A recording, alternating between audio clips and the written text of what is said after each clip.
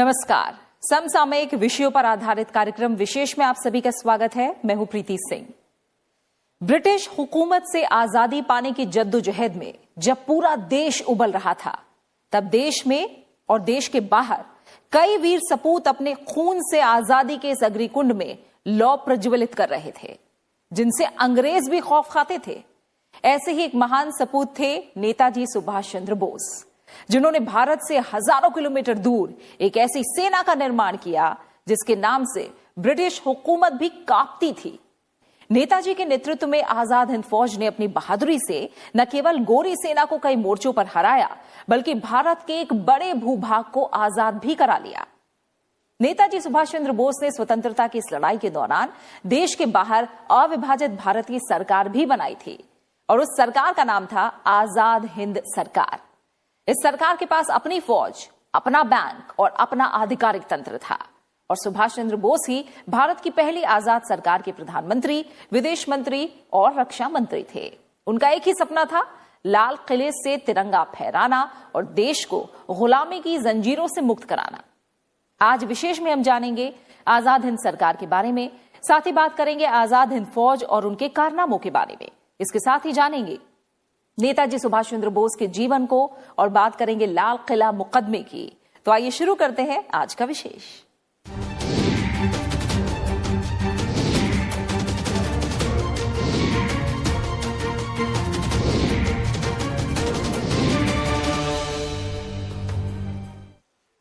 इक्कीस अक्टूबर 1943 का दिन हर भारतीय के लिए बेहद ही खास और ऐतिहासिक है।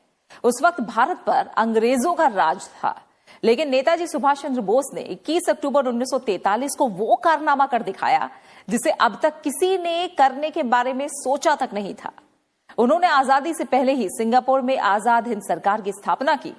नेताजी ने सरकार के जरिए अंग्रेजों को साफ कर दिया कि अब भारत में उनकी सरकार का कोई अस्तित्व नहीं है और भारतवासी अपनी सरकार चलाने में पूरी तरह से सक्षम हैं। आजाद हिंद सरकार के बनने से आजादी की लड़ाई में एक नए जोश का संचार हुआ।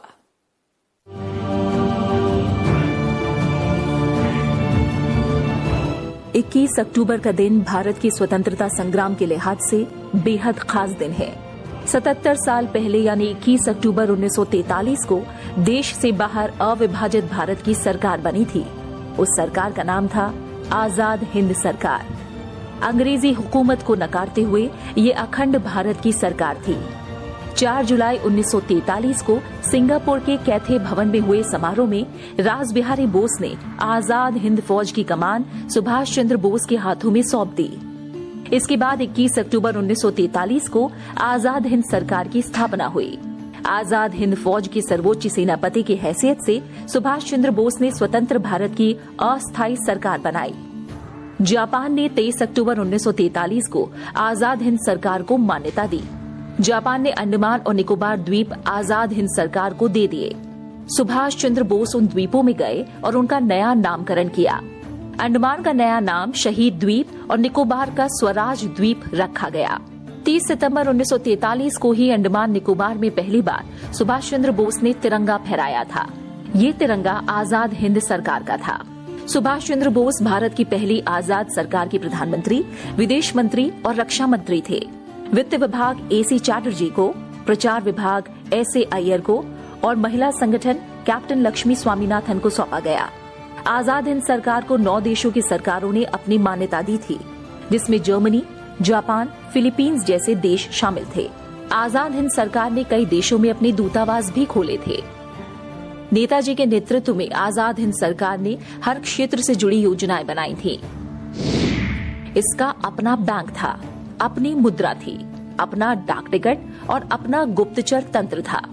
नेताजी ने देश के बाहर रहकर सीमित संसाधनों के साथ शक्तिशाली साम्राज्य के खिलाफ व्यापक तंत्र विकसित किया। नेताजी सुभाष चंद्र बोस ने बैंक और स्वाधीन भारत के लिए अपनी मुद्रा के निर्माण के आदेश दिए। आजाद हिंद सरकार की अपनी बैंक थी, जिसका नाम आजाद हिंद बैंक था। आजाद हिंद बैंक ने 10 रुपए के सिक्के से लेकर 1 लाख रुपए का नोट जारी किया था। 1 लाख रुपए के नोट पर सुभाष चंद्र बोस की तस्वीर छपी थी। सुभाष चंद्र बोस ने जापान और जर्मनी की मदद से आजाद हिंद सरकार के लिए नोट छपवाने का इंतजाम किया था। जर्मनी ने आजाद हिंद सरकार के लिए कई डाक टिकट जारी किए थे, जिन्हें आजाद डाक टिकट कहा जाता है। ये टिकट आज भारतीय डाक के स्वतंत्रता संग्राम डाक टिकटों में शामिल है। आजाद हिंद सरकार सशक्त क्रांति का अभूतपूर्व उदाहरण था।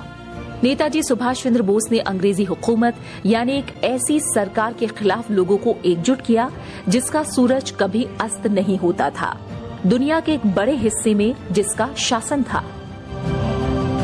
आजाद हिंद सरकार ने राष्ट्रीय ध्वज के रूप में तिरंगे को चुना। रविन्द्रनाथ टैगोर रचित जन गण मन को राष्ट्रगान बनाया था। एक दूसरे से अभिवादन के लिए जय हिंद का प्रयोग करने की परंपरा शुरू की गई थी।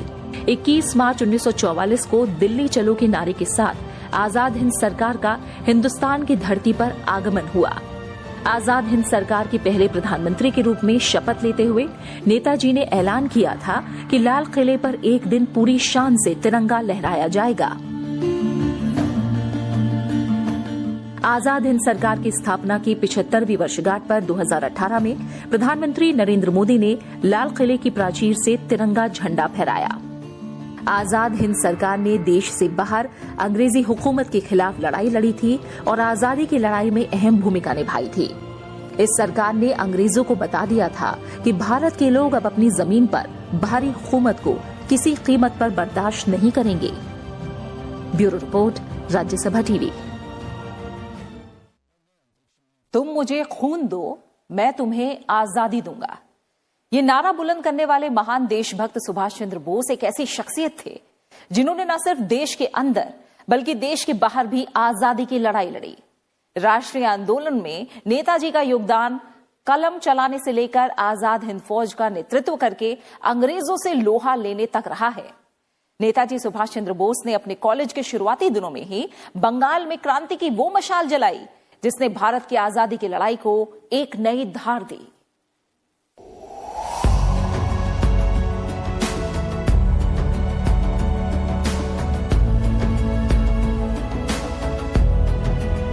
सुभाष चंद्र बोस अंग्रेजी हुकूमत के खिलाफ वो आवाज थे जिसने राष्ट्रीय आंदोलन को एक नई धार दी। आईसीएस की नौकरी छोड़कर लंदन से भारत लौटने के बाद नेताजी की मुलाकात देश बंधु चित्तरंजन दास से हुई। उन दिनों चित्तरंजन दास ने फॉरवर्ड नाम से एक अंग्रेजी अखबार शुरू किया था और अंग्रेजों के जुल्मों सितम के खिलाफ मुहिम छेड़ रखी थी।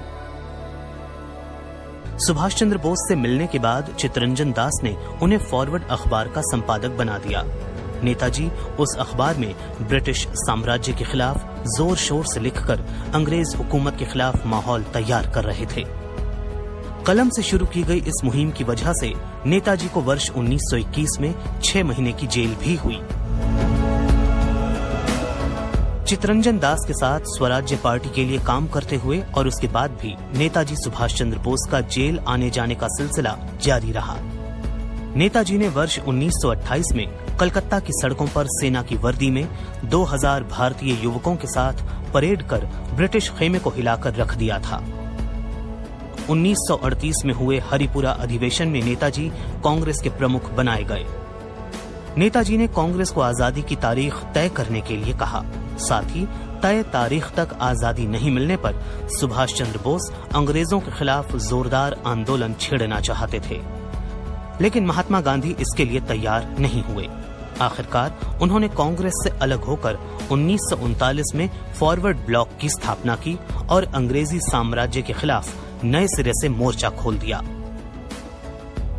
क्रांतिकारी रास बिहारी बोस से प्रभावित होकर नेताजी सुभाष चंद्र बोस ने आजादी की लड़ाई के लिए विदेशी मदद जुटाने की ठान ली थी।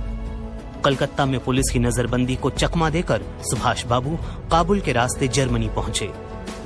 जर्मनी में उनकी मुलाकात हिटलर से हुई, जिसने ब्रिटिश हुकूमत को कमजोर करने के लिए नेताजी को हर संभव मदद मुहैया कराने का वादा किया।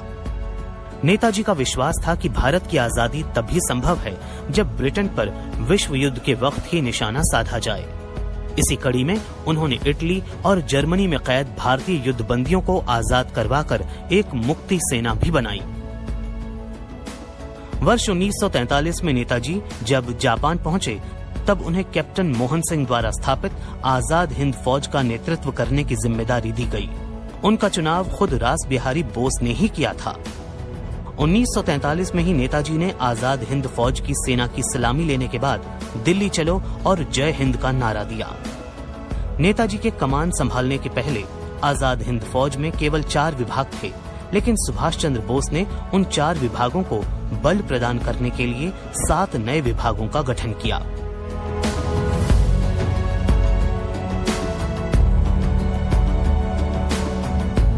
आजाद हिंद फौज यानी इंडियन नेशनल आर्मी का मुख्य आधार एकता, त्याग और निष्ठा रखा गया और इसी भावना से संगठन में नए आदर्शों की भावना का विकास किया गया।